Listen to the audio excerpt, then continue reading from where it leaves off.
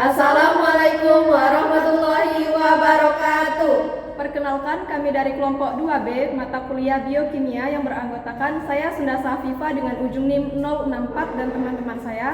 Saya Yuni Kurniawati dengan ujung NIM 14. Saya Nasa Nabila dengan ujung NIM 020. Di sini kami akan menjelaskan materi tentang cloning gen. Selamat menyaksikan. Tujuan pembelajaran, mahasiswa mampu mengkaji implikasi cloning dalam kehidupan sehari-hari. Materi singkat, cloning gen adalah teknik rekayasa genetika untuk menghasilkan salinan gen tertentu melalui pembentukan DNA rekombinan. Prosesnya meliputi isolasi DNA target, pemotongan DNA dan vektor, atau plasmid dengan enzim restriksi, penyambungan menggunakan DNA ligase, serta pemasukan DNA rekombinan ke dalam sel inang melalui transformasi. Sel inang kemudian akan memperbanyak DNA tersebut sehingga dihasilkan banyak salinan gen yang identik. Cloning gen banyak dimanfaatkan dalam bidang penelitian, produksi protein, kesehatan, dan bioteknologi. Alat dan bahan. Prosedur proyek. Proses cloning gen merupakan rangkaian tahapannya sistematis, mulai dari persiapan DNA hingga diperolehnya banyak salinan gen yang identik. Tahapan-tahapan cloning gen itu ada 5.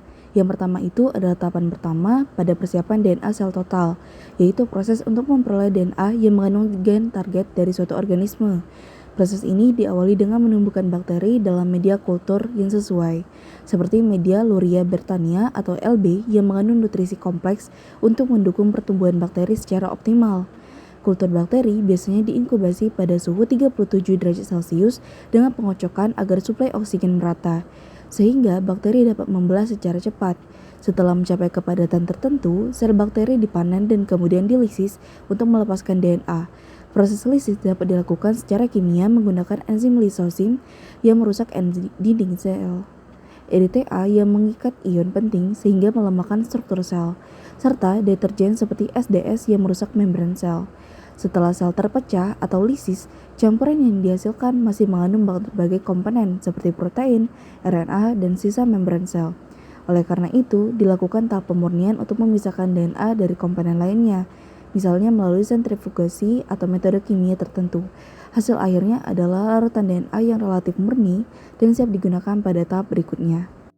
Pada tahap kedua, itu adalah persiapan DNA plasmid, yaitu isolasi plasmid yang akan digunakan sebagai vektor pembawa gen ke target.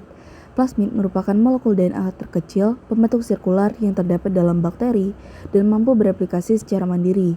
Dalam proses ini, plasmid harus dipisahkan dari DNA kromosom bakteri, karena keberadaan DNA kromosom dapat mengganggu proses cloning.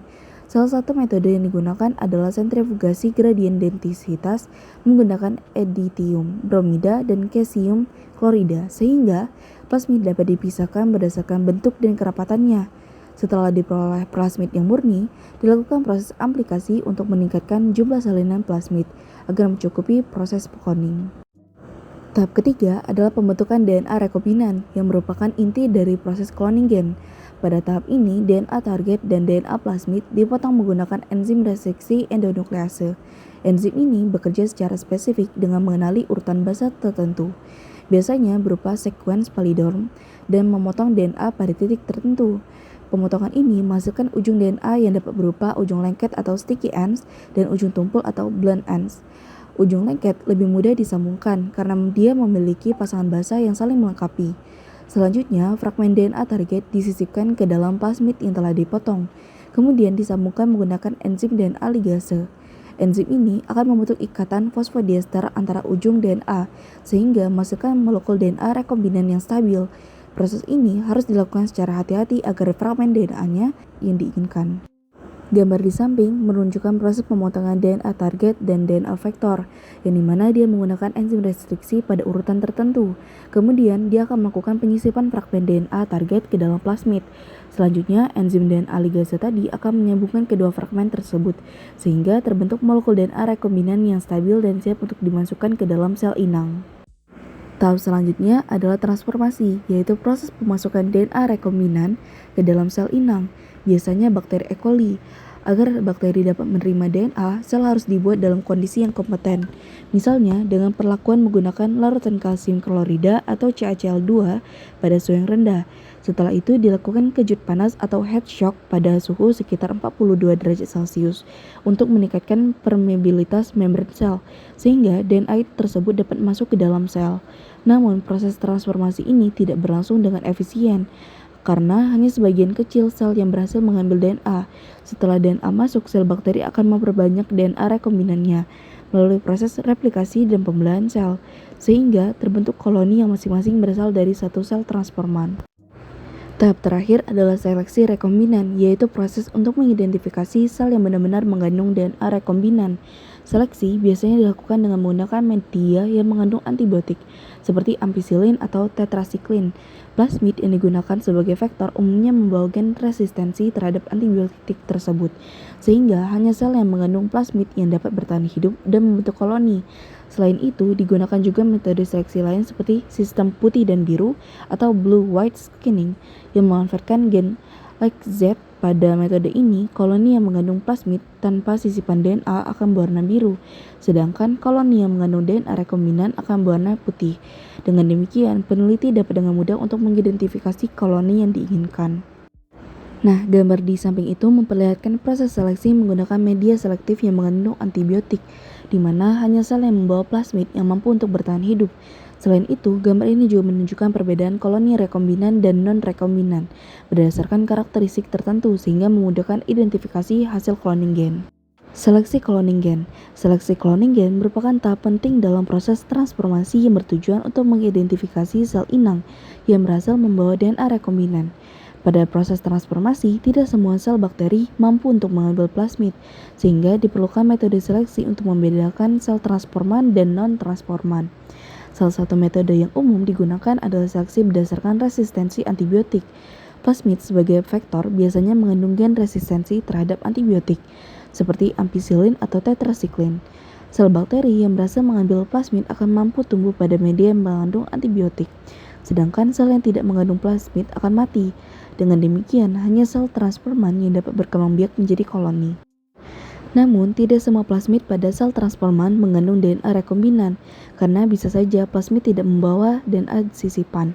Oleh karena itu, diperlukan metode seleksi lanjutan seperti inaktivasi penyisipan gen, contohnya pada gen LAC-Z, di mana penyisipan DNA target akan menonaktifkan gen tersebut. Akibatnya, koloni yang mengandung DNA rekombinan akan berwarna putih, sedangkan koloni tanpa sisipan akan berwarna biru. Selain itu, pada beberapa faktor seperti PBR322 digunakan sistem 2 gen resistensi antibiotik untuk membedakan plasmid rekombinan dan non-rekombinan. Penyisipan DNA pada salah satu gen akan menyebabkan hilangnya sifat resistensi tertentu, sehingga dapat digunakan sebagai penanda seleksi. Perlu diperhatikan bahwa setelah transformasi, sel tidak langsung ditanam pada media selektif, tetapi terlebih dahulu diinkubasi tanpa antibiotik, agar gen resistensi dapat diekspresikan. Setelah itu, barulah dilakukan seleksi sehingga diperoleh koloni yang benar-benar mengandung DNA rekombinan. Bahan dan alat dalam cloning gen. Yang pertama itu adalah bahan, di mana bahan utama yang digunakan itu meliputi DNA target, plasmid DNA sebagai vektor, enzim restriksi, enzim DNA ligase, serta sel inang seperti bakteri. Setelah itu digunakan juga media pertumbuhan seperti media Luria Bartania atau LB, yang dimana dia mengandung nutrisi untuk mendukung pertumbuhan sel. Sedangkan alat, yaitu alat yang digunakan antara lain mikropipet, tabung reaksi, inkubator, sentrifuge, serta alat elektroforesis. Mikropipet digunakan untuk mengukur dan memindahkan larutan dalam volume yang kecil. Sentrifuge sendiri digunakan untuk memisahkan komponen dalam larutan, sedangkan inkubator digunakan untuk menumbuhkan kultur bakteri pada suhu tertentu. Alat elektroforesis digunakan untuk memisahkan dan menganalisis DNA berdasarkan ukurannya. Dengan kombinasi bahan dan alat tersebut, proses cloning gen dapat dilakukan secara sistematis dan menghasilkan hasil yang optimal. Kesimpulan, berdasarkan materi dan pembahasan, cloning gen merupakan rangkaian teknik yang dilakukan secara sistematis, mulai dari isolasi DNA target, persiapan vektor plasmid, pemotongan dengan enzim restriksi, penyambungan menggunakan DNA ligase, hingga proses transformasi dan seleksi untuk memperoleh DNA rekombinan yang diinginkan. Setiap tahap itu memiliki peranan penting dan saling berkaitan dalam menentukan keberhasilan proses cloning gen. Melalui teknik ini, gen tertentu dapat diperbanyak secara efisien dalam jumlah besar, sehingga dia akan bermanfaat dalam bidang penelitian, kesehatan, dan bioteknologi. Oleh karena itu, cloning gen menjadi salah satu teknologi penting dalam perkembangan ilmu pengetahuan modern. Namun, pelaksanaannya tetap harus memperhatikan aspek etika dan keamanan. Sekian video dari kelompok kami akhiri. Wassalamualaikum